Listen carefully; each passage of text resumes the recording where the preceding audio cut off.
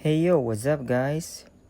Unboxing review tayo ng Capella version Free Fire Nubia Neo 3 GT 5G White Limited Edition. Let's go! Ito ang kanyang specs. Dedicated processor T9100, Super Endurance, may 6,000 amps battery siya. May shoulder triggers. Ito yung kanyang box art. Yan, makikita nyo makapal yung kanyang box. At isang mabilis na unboxing lang to. Papakita sa inyo ang laman. Itong phone na to, Nubia Neo 3 GT 5G ay nagkakahalaga ng 12,999 sa mga suking tindahan. At yung color niya ay limited edition na white. Masasabi ko ay maganda ang kanyang pagka-white. White and silver yung kanyang sides. White ang back, silver ang side. And open natin siya. May mga bonus items ito. Gamit ko na yung phone na to ng halos 1 week na rin, at ang masasabi ko ay napakabilis. Lalo na kung COD at Mobile Legends lang ang games na lalaroin nyo. Sulit na sulit ang presyo nito. Wala nga pala siyang earphone jack. And umiilaw yung kanyang LED na yan sa likod. Yan. Win more games. Ito yung kanyang front.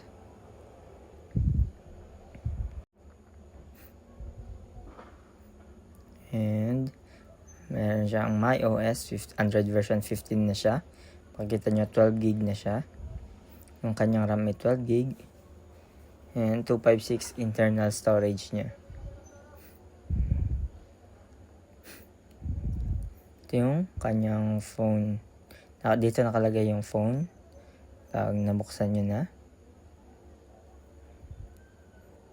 And then the tag. Ito yung iba pang laman ng box niya. Yung sa first box, iPhone. Ito yung kanyang charger. 80 watts charger. Fast charge na siya. Hindi na siya naaabot siguro ng 1 hour. Less than 1 hour na siya. Ito naman yung kanyang cable na both end-to-end na Type-C. Yan. And then this one is the case. Pero sa tingin ko, para sa akin, hindi ko trip yung case nito kasi open yung sides niya. Although maganda siya para sa sa shoulder triggers niya kasi hindi buttons yung shoulder triggers niya. Okay naman siya, kaso nga lang yun nga kagaya sabi ko, open na open yung kanyang sides. Kaya bumili na lang ako ng panibagong case. Actually, may isa pang case na kasama dito sa box. And let's open the second box.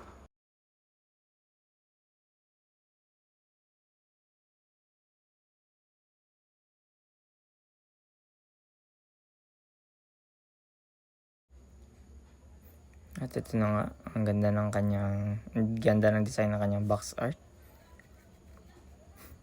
Free Fire. I'm not familiar with that. Sa kanilang collab. Pero maganda. At ito na ang sinasabi kong magandang freebies. Meron siyang MagSafe na case. Although similar siya sa isang case na pinakita ko kanina. Ito ang kanya magnetic safe na case. And then if-fit check din natin. Okay naman, but yeah, the issue is hindi ko feel na secured ang phone kapag nagpatak siya. Kasi siya ay plastic, so mas recommend ko gumamit ng ibang case. Papakita ko later. And then here's another freebie, ang anime pin. Let's call this an anime pin. Hindi ko kilala ito.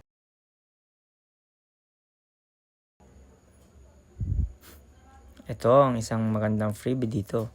ang Nubia Gamepad 2.